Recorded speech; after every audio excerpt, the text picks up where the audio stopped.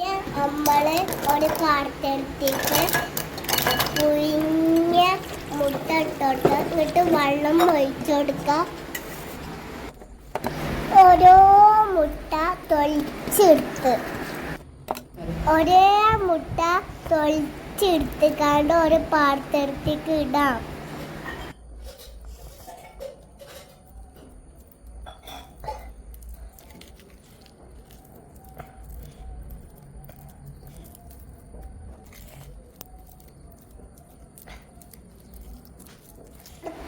തൊളിച്ച മുട്ട ഒരു പാത്രത്തിലേക്ക് ഇട്ടുകൊടുക്കാം. എന്നിട്ട് വെളിച്ചെണ്ണ ഒഴിച്ചിട്ട് വേപ്പിൻ്റെ ഇട്ടിട്ട് നമുക്ക് മുളക് പൊടി നന്നായിട്ട് മുട്ട ഇട്ടെടുത്തിട്ട് അരക്കാം.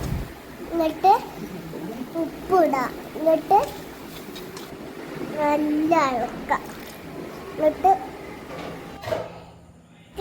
കുടിച്ച് അലക്കി സുറുക്ക ഒഴിച്ചിട്ട് നമുക്ക് നന്നായിട്ട് അലക്കി കൊടുത്തിട്ട് തിന്നാം.